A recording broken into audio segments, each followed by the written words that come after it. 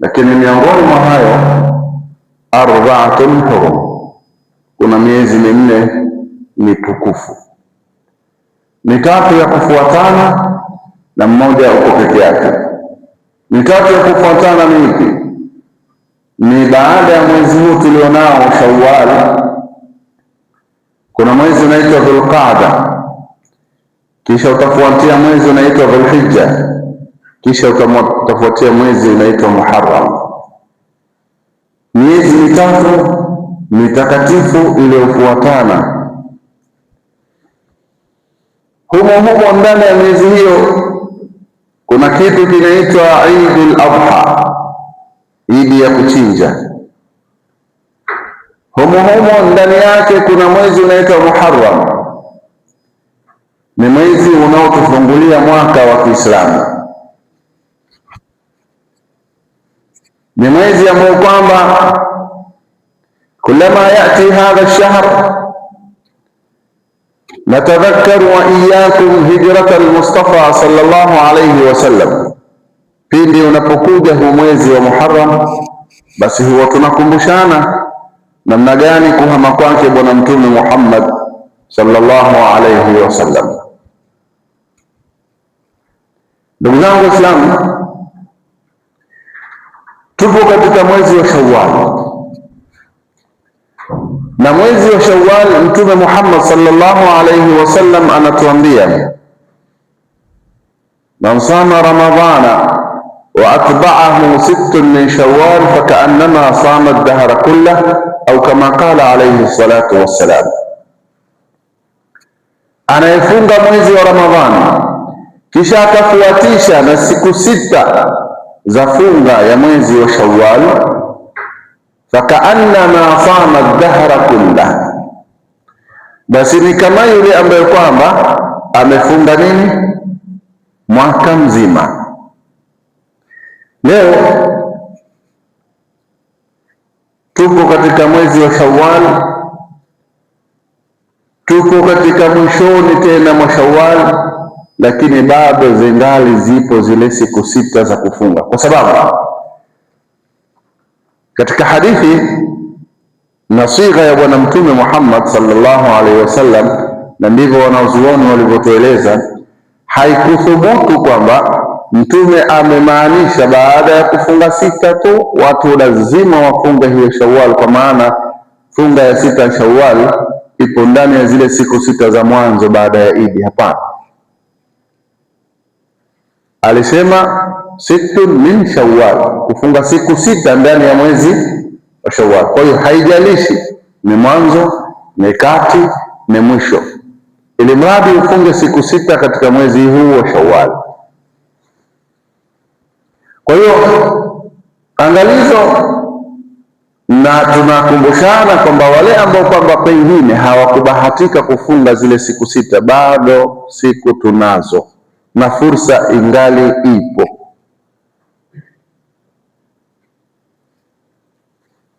Maana yake yule ambaye kwamba hajabahatika kufunga, basi kesho aanze, na inshallah mpaka baada ya siku sita mwezi nao utakuwa umefanyaje?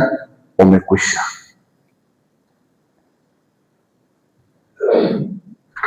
Leo ni mwezi 22. Kwa wale walioanza kufungulia leo ni mwezi 23, ina maana bado siku 7 kamili.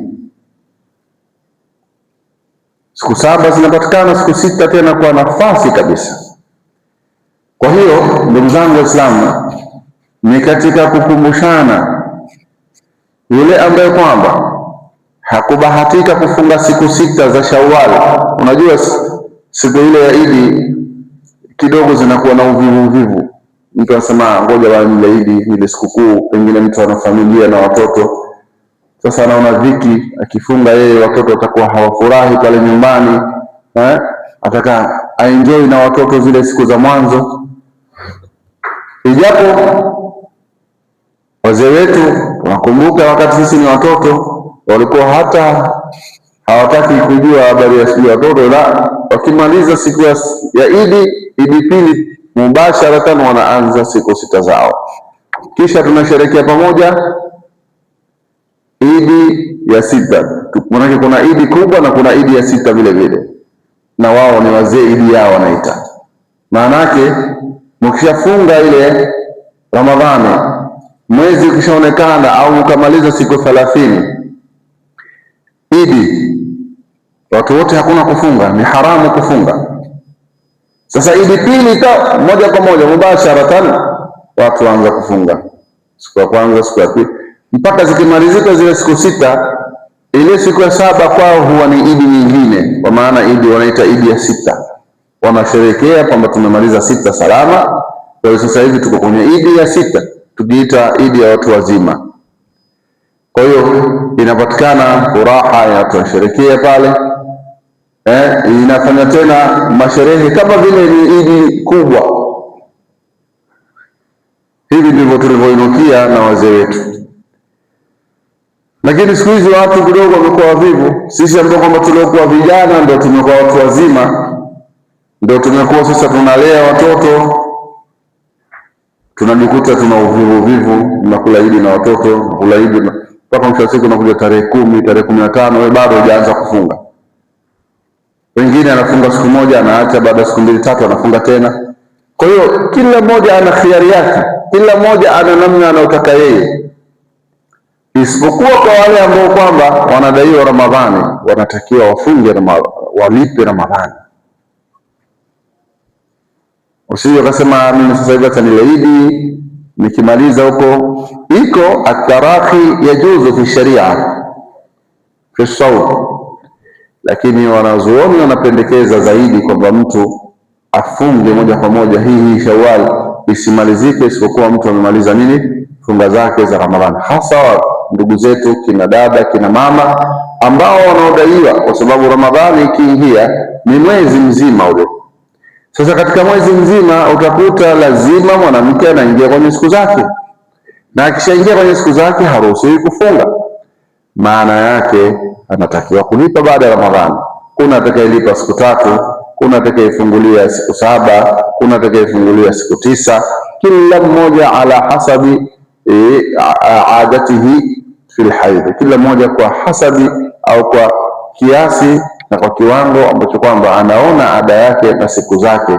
Kuna mtu anaona siku zake siku 3, kuna mtu anaona siku 6, kuna mwingine 7, mwingine kuna mpaka 9, mwingine mpaka 11 wa hakika. Kwa hiyo utakuta mwanamke imemalizika Ramadhani ana siku 10 anadaiwa au siku 7. Ni muhimu ajitahidi kuweza kuzilipa kwa wakati. Halazimishwi kwamba baada ya Ramadhani tu aanze kulipa. Anayelazimishwa baada ya Ramadhani tu kulipa saumu ya Ramadhani ni yule aliyeacha kufunga bila ya dharura. Huyo ni haramu, anapata dhambi. Na Ramadhani ikiisha tu, akimaliza ile siku ya Idi tu, aanze kulipa siku za Ramadhani. Vinginevyo kila siku inavyoongezeka anaingia kwenye dhambi, kila siku inavyosogea anaingia kwenye dhambi. Haramu, kwa sababu ukafungulia siku ya Ramadhani bila ya dharura. Kwa nini umekula mchana wa Ramadhani? Bana mimi siku niliamka tu nikajisikia nile tu basi. Hukuwa mgonjwa, sikuwa mgonjwa. Hukuwa msafiri, sikuwa msafiri. Hakuwa ni mwanamama au dada ambaye uko kwenye siku zake, hapana, ni mwanamume.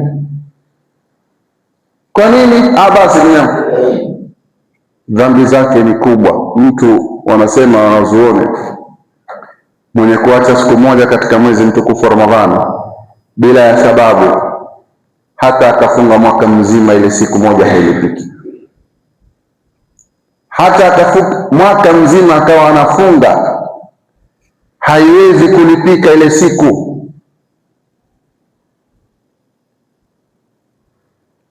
Lakini ni lazima alipe, kuonyesha uzito na utukufu wa mwezi mtukufu wa Ramadhani. Kwa hiyo faman kana minkum maridhan au ala safarin, dharura mbili hizi tumewekewa. Man kana minkum maridhan, atapokuwa mmoja wenu yupo katika maradhi, au ala safarin, au ana safari, fa iddatun min ayamin ukhra. Angalia, atakayeacha kwa dharura hii ya ugonjwa au kusafiri, ni dharura zilizowekwa katika mwezi mtukufu Ramadhani mtu kutofunga, basi atafunga siku zingine baada ya kumaliza nini na Ramadhani. Na pia halazimishwi kwamba ikiisha Ramadhani lazima afunge, hapana.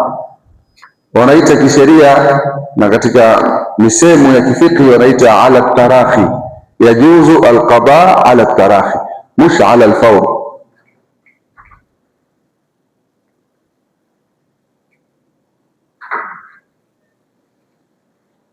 Yani ufunge kwa utaratibu wako mwenyewe, tarahi kwa maana haina haraka. Lakini yule ambaye kwamba ataacha funga ya Ramadhani bila dharura, yajibu alayhi alqada ala alfawri, ni lazima alipe hapo Ramadhani ikimalizika. Kwa hiyo maradhi na msafiri na huyu dada ambaye kwamba ameacha kwa sababu ya siku zake, au mama ameacha kufunga kushindwa kwa sababu ya kumnyonyesha mtoto, hii pia ni dharura ambayo kwamba sheria imeweka. Mama anashindwa kumnyonyesha mtoto wake kwa sababu amefunga, unafahamu? Kwa hiyo anafungulia ili apate lishe, maziwa yaweze kutoka kwa sababu ya mtoto, pia ile ipo, ni dharura na mtu anaweza kufungulia mama yule. Lakini katika sheria kuna kulipa pamoja na kutoa kibaba, na kuna mtu analipa bila kibaba na kuna mtu anatoa kibaba bila kulipa. Hayo ni maelezo yapo katika fiqh, sio mada yetu leo. Tunachozungumzia ni masala ya kufunga sita ni siku 6 katika mwezi mtukufu huu wa Shawwal ambao tunao. Kuna kitu nikitolee maelezo, wanaozuoni wamekhtalifiana. Je, siku mtu anafunga Alhamisi lakini hapo ni siku ya Shawwal, maana yake anataka kufunga 6 ya Shawwal, kisha ameisubiria mpaka ile Jumatatu au Alhamisi, je, anaweza kupata funga ya 6 na pale akapata siku ya Alhamisi? Wapo wanaozuoni wamekubali hiyo, wamesema ndio. Wanasema yandariju tahta as-sawm 6 min Shawwal fayandariju tahtahu sawm yawm al-khamis. Al-indiraj maana yake ni kuingia kitu chini ya kitu kingine. Ni mfano, umeingia msikitini, unataka kuswali sunna ya udhu, unataka kuswali sunna ya tahiyatul masjid, lakini pale unataka kuswali qablia, sunna ya qablia.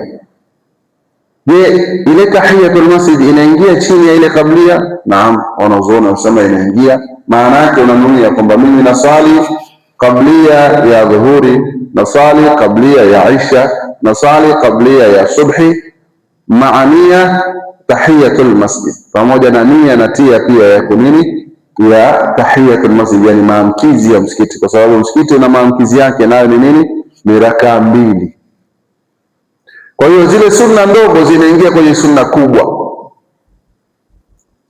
Sasa unazoona ikaja swali, je, mimi nafunga 6 ya Shawwal, bahati ikakutana na siku ya Alhamisi, yani nimechagua kufunga Alhamisi na Jumatatu, je, inaingia? Nasema inaingia. Yani ile unafunga 6, unanuia 6, lakini ina maana wanasema unapata ndege wawili kwa jiwe moja. Lakini wanazuoni wanasema hapana, hii kwa sababu ni ibada mustaqilla, ni ibada inayojitegemea. Kwa hiyo ni muhimu mtu ufunge siku 6 kama 6, kisha utaendelea na sunna zako zile za Alhamisi na Jumatatu. Haya ni maelezo ambayo kwamba yapo. Ukitaka kuchukua hili unaweza, ukitaka kuchukua hili unaweza, kwa sababu ikhtilafu, Mtume anasema ikhtilafu ummati rahma, kutofautiana kwa ummati wangu ndio huruma yenyewe ya Mwenyezi Mungu kwa ninyi. Nakupa mfano mwingine wa kielimu. Imam Shafi'i katika madhhabi yake, na hawa watu ni aima almujtahidin, aimatul mujtahiduna, maimamu ambao kwamba wamejitahidi, au ambao kwamba wana ijtihadi na ni haki yao kuwa na ijtihadi kutokana na ilmu walionayo. Daraja ya elimu waliofikia ndio wakaweza kufanya kitu kinaitwa nini? Madhhab. Madhhab maanake ni njia, namna ya kumwabudu Mwenyezi Mungu kupitia zile ahadithi na Qur'ani na yale waliyopokea kwa mtume na masahaba. Sasa kwa haraka haraka tukielezea hili utakuta, na haya tulijaribu kueleza mara nyingi katika darasa zetu na katika hutuba za Ijumaa, lakini kurudia si vibaya. Katika madhhabi ya Imam Shafi'i, kwa kumgusa tu mwanamke mwanamume ambaye ni ajnabi, kumgusa tu mwanamke, basi tayari udhu wako umefanyaje? Umeshatenguka. Lams almar'a alajnabiyya yanqudhu alwudu, hutengua udhu kwa kumgusa mwanamke ambaye ni ajnabi. Mwanamke ambaye ni ajnabi ni nani? Ni yule ambaye kwamba unafaa kumuoa, wasiokuwa katika wale waliotajwa katika aya Mwenyezi Mungu Subhanahu wa Ta'ala alisema hurrimat alaykum ummahatukum. Ile aya inasema hurrimat alaykum ummahatukum, ambao kwamba wanakuja mama, mmeharamishiwa nyie kuwaoa manake mama zenu, dada zenu, ndugu yake mama, ndugu yake baba, wa hakadha. Kuna mama wa kukuzaa moja kwa moja, lakini kuna mama wa kunyonyesha, wa ummahatukum min ar-radha'a.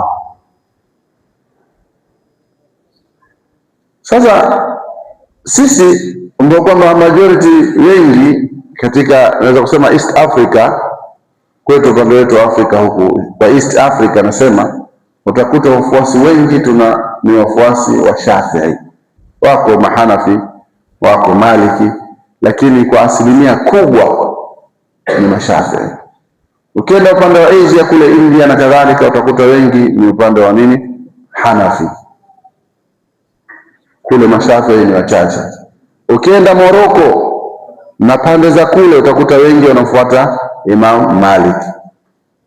Kwa hiyo kila maeneo utakuta kuna mwanachuoni ametawala pale kwa kufuata au kwa wafuasi. Kwa hiyo sisi wengi ni wafuasi wa Imam Shafi'i. Kwa hiyo hukumu kwamba ukimgusa mwanamke, umemgusa mkeo bahati mbaya, udhu huna, umemsalimia mwanamke, kwanza mara nyingi tunasema ni haramu mtu kumsalimia mwanamke ajnabi, mwanamke ambaye kwamba unafaa kumuoa, hairuhusiwi kumpa mkono wako. Mtu anasema katika hadithi, inni la usafihu nisaa, mimi siwaamkii wanawake, maanake siwapi mkono wanawake. Kuamkia asalamu alaykum haina neno, lakini kutoa mkono wako kumpa mwanamke ajnabi haifai. Sasa hukumu inasema mtu kumgusa tu mwanamke ni haramu, au ni kwamba umetenguka udhu wako. Sasa tukaja katika suala la kufanya haji. Tunapokwenda hija au umra, kuna swala zima la kufanya tawafu. Tawafu pale wanawake wapo, wanaume wapo, na mavazi yale ambayo kama tunaovaa ni tofauti na mavazi yetu ya kawaida. Maana yake kwamba ni haraka mtu, wala sio ni lazima utagusana na mwanamke, iwe kwa bahati mbaya, iwe kwa kusudi. Sasa katika masala ya kutengua udhu, Imam Malik anasema ni mpaka mtu akusudie, maana yake ule mguso wake ulete athari ya shahwa, ya matamanio. Na maana ukimgusa mwanamke kwa kumtamani, udhu wako ufanyeje? Huna udhu, umetenguka udhu. Ama kwa bahati mbaya mmepishana tu hivi, mmegusana kwenye daladala au sehemu yoyote ile, ndio kama hivyo mfano wake wapi? Kwenye umra pale, wakati wa kufanya tawafu, au katika haji wakati wa kufanya tawafu, napozunguka ile al-Kaaba, wanawake humo, wanaume humo, bahati mbaya ukamgusa mwanamke, huna habari, wewe unaendelea na ibada yako, labbaik allahumma labbaik, labbaik la sharika lak labbaik, innal hamda uko bize na kumtaja Mwenyezi Mungu, lakini bahati mbaya umemgusa mwanamke, ngozi yako na ngozi yake zimegusana, pale unaambiwa hautenguki udhu wako, kwa sababu unafuata madhehebu mengine, unafanya kuna katika sheria tunaita, kuna neno linaitwa taklid, kuiga. Taklid kwa maana ya kwamba kufuata yale madhehebu mengine kwa dharura, haina shida. Kisha sisi, wewe kama Muislamu mu'min ni huru, hujaambiwa wewe lazima uwe Shafi'i wala uwe Hanbali popote, lakini lazima kuwa na nini, na msimamo kwamba mimi madhehebu yangu ni haya. Sio leo uko hivi, amini nafuata imamu huyu, kesho naangalia rais ni nini, nafuata huku. Ni lazima Muislamu awe na msimamo. Yapo mambo ya kufuata kwa dharura kama hivi, ukawa unasema mimi nitaamua kufuata udhu wa Imam Malik, ukawa unatawadha kama vile Imam Malik anavyotawadha, kwa sababu hata katika kutawadha pia baina Shafi'i na Imam Malik kuna tofauti, na ndio maana katika kutenguka udhu kwao pia ni tofauti. Imam Malik anasema umguse mwanamke kwa kukusudia kwa lengo la kumtamani. Ukimgusa mwanamke kwa lengo la kumtamani, kwa lengo la shahwa, yani nini maana shahwa au kumtamani? Kwa maana hisia zako zikasimama kwa sababu ya kumgusa mwanamke yule, pale unatenguka udhu wako. Sasa ikiwa mtu yuko haji, anafanya umra, amguse mwanamke kwa kumtamani, tena mtu huyo tena ana umra kweli, huko al-Kaaba, mbele ya Allah subhanahu wa ta'ala, katika nyumba takatifu, kwa kuwa jambo hili liko mbali sana, ndio maana ikawekwa kwamba haina neno, mtu anaweza kufanya tawafu zake, kufanya ibada zake, hata ukimgusa mwanamke yeye endelee na ibada zake. Sasa hivi ni vitu ambavyo kama nimejaribu kuleta tofauti baina ya wanazuoni katika kueleza vile jambo la funga,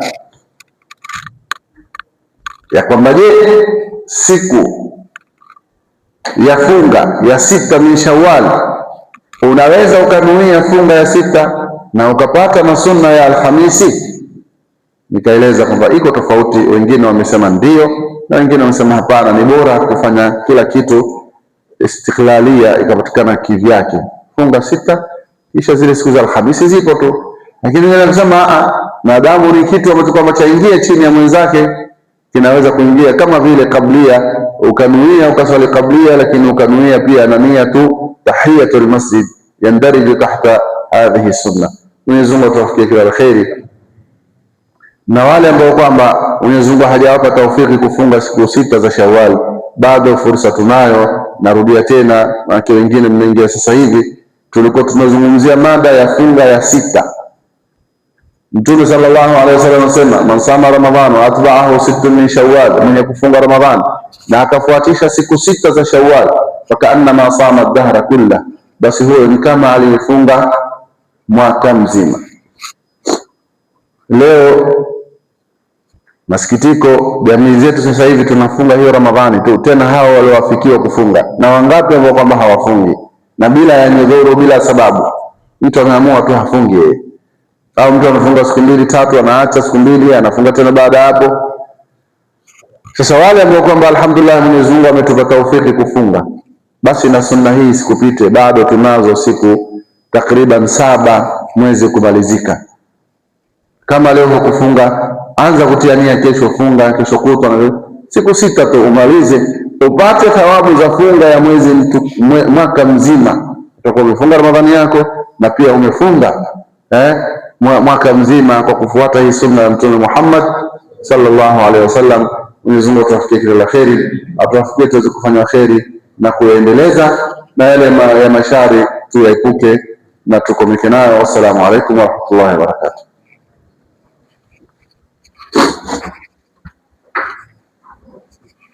Assalamu alaikum warahmatullahi wabarakatuh.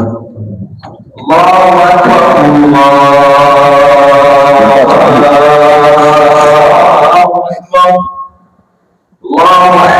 akbar,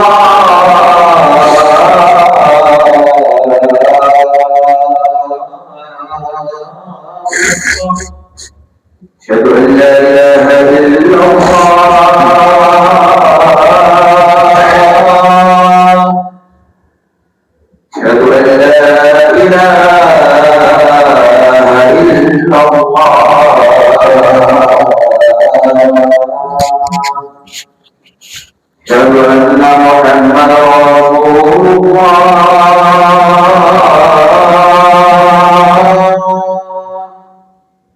أشهد أن محمدا رسول الله. حي على الصلاة،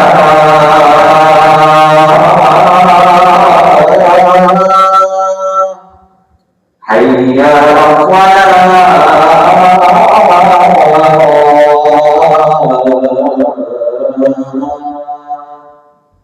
حي على الفلاح،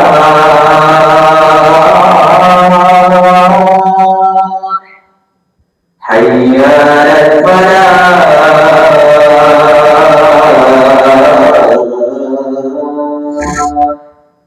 الله أكبر،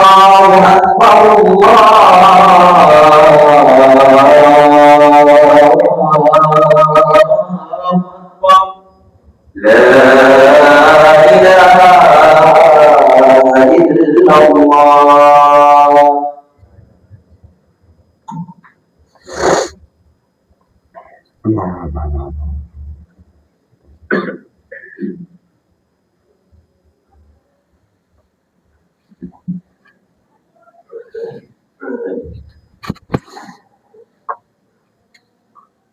الله. الحمد لله رب العالمين، أشهد أن لا إله إلا الله وحده لا شريك له، وأشهد أن سيدنا محمدا عبده ورسوله صلى الله وسلم وبارك عليه وعلى آله وصحبه والتابعين لهم بإحسان إلى يوم الدين. أما بعد، عباد الله، أوصيكم ونفسي أولا بتقوى الله. فاتقوا الله عباد الله، فقد فاز المتقون. واعلموا إخوة الإيمان أننا في شهر كريم، فقد مضى علينا شهر رمضان، وقال صلى الله عليه وسلم في هذا الصدد: من صام رمضان وأتبعه 6 من شوال فكأنما صام الدهر كله. أي أن الله سبحانه وتعالى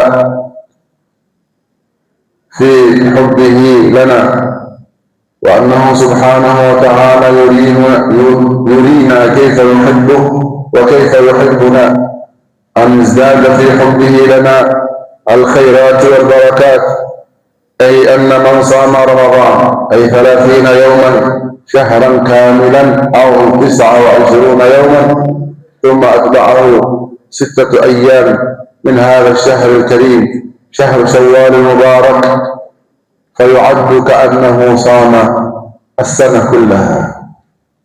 وهذا من فضل الله علينا إخوة الإيمان.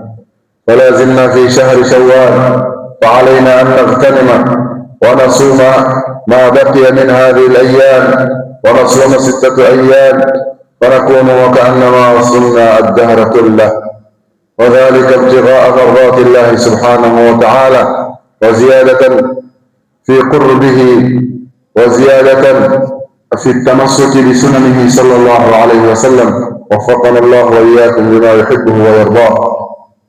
الله سبحانه وتعالى يقول: بقوله يهتدي المهتدون، فإذا قرأ القرآن فاستمعوا له وانصتوا لعلكم ترحمون. وقال عز من قائل: فإذا قرأت القرآن فاستعذ بالله من الشيطان الرجيم. أعوذ بالله من الشيطان الرجيم. بسم الله الرحمن الرحيم. والعصر إن الإنسان لفي خسر إلا الذين آمنوا وعملوا الصالحات تواصوا بالحق وتواصوا بالصبر. بارك الله لي ولكم في القرآن العظيم، نفعني وإياكم بما فيه من الآيات الذكر الحكيم. أقول قولي هذا وأستغفر الله العظيم لي ولكم ولوالدي ولوالديكم ولجميع المسلمين فاستغفروه إنه هو الغفور الرحيم وهو البر الكريم. أستغفر الله.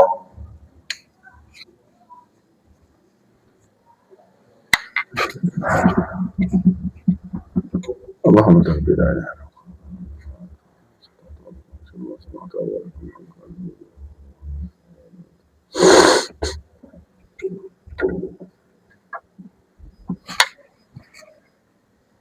الحمد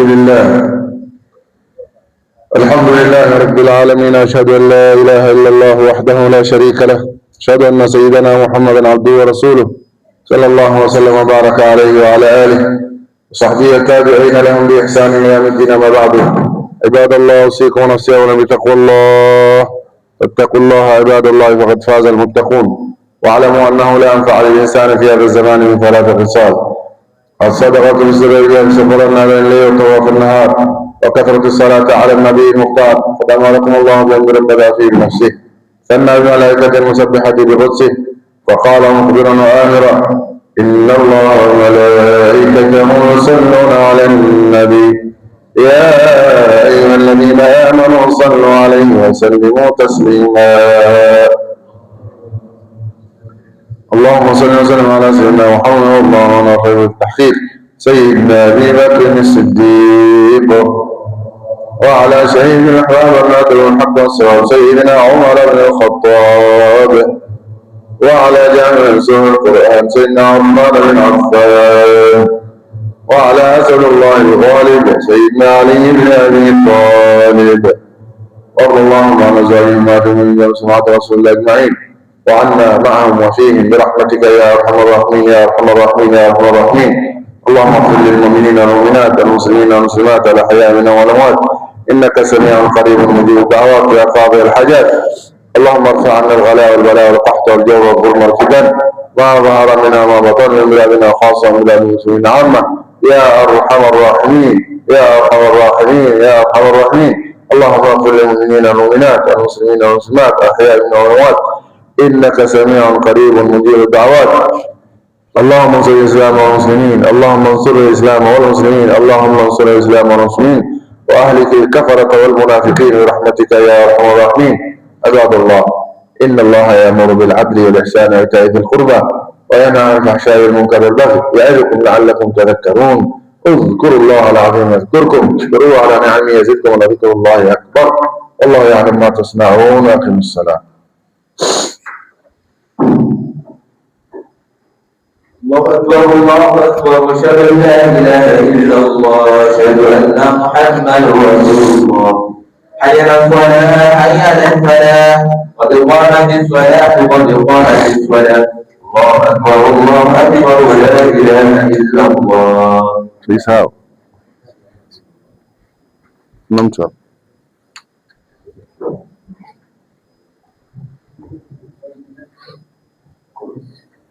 استولوا الصلاة واعتدلوا وتقاربوا يرحمني يرحمكم الله. استووا.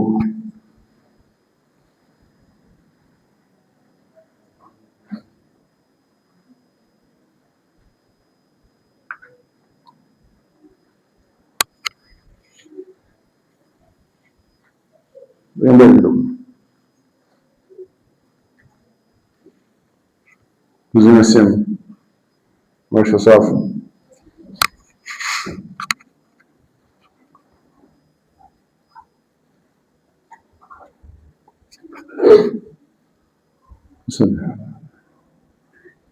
Allahu akbar.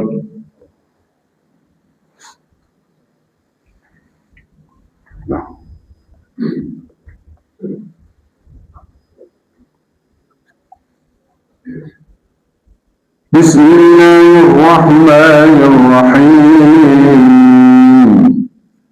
الحمد لله رب العالمين الرحمن الرحيم مالك يوم الدين. إياك نعبد وإياك نستعين اهدنا الصراط المستقيم صراط الذين أنعمت عليهم غير المغضوب عليهم ولا الضالين.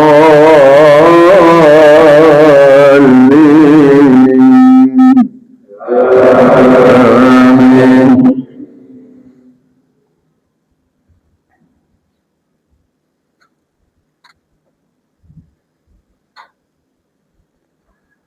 محمد رسول الله والذين معه أشداء على الكفار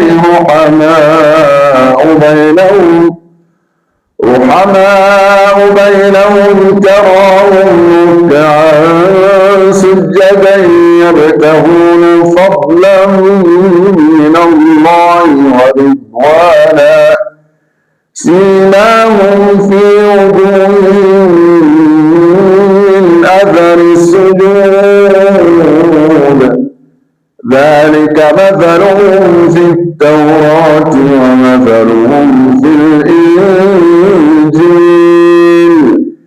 كزرع أخرج شطأه فآزره فاستغلظ فاستوى على سوقه يعجب الزراع ليغيظ بهم الكفار وعد الله الذين آمنوا وعملوا الصالحات منهم مغفرة وأجرا عظيما.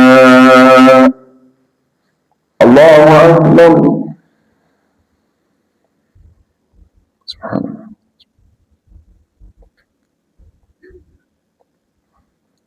سبحان الله. سمع الله لمن حمده. ربنا لك الحمد.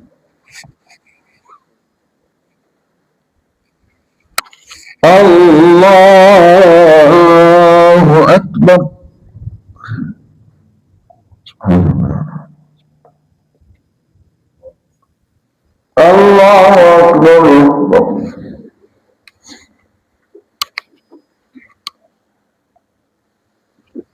الله أكبر.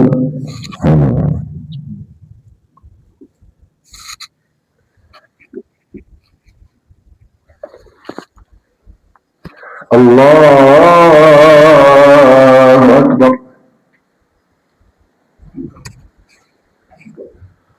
بسم الله الرحمن الرحيم الحمد لله رب العالمين الرحمن الرحيم مالك يوم الدين إياك نعبد وإياك نستعين اهدنا الصراط المستقيم صراط الذين أنعمت عليهم غير المغضوب عليهم ولا الضالين.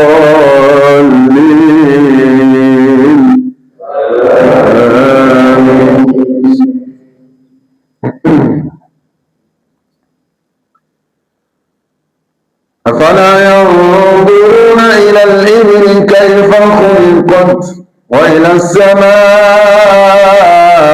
كيف رفعت وإلى الجبال كيف نصبت وإلى الأرض كيف سطحت فذكر إنما أنت مذكر لست عليهم بمسيطر إلا من تولى وكفر فيعذبه الله العذاب الأكبر إن إلينا إيابهم ثم إن علينا حسابهم. الله أكبر. سبحان الله. سمع الله لمن حمده. الله أكبر. سبحان الله. الله أكبر. الله أكبر.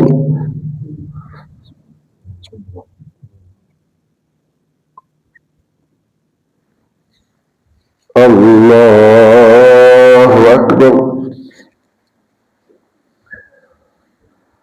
تحيات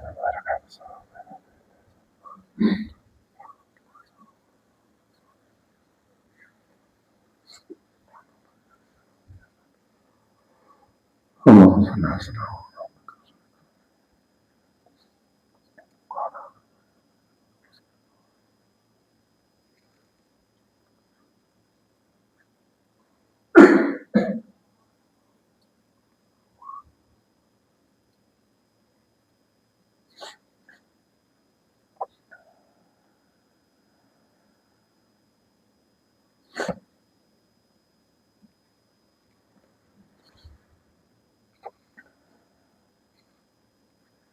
السلام عليكم ورحمة الله. Assalamu alaikum warahmatullahi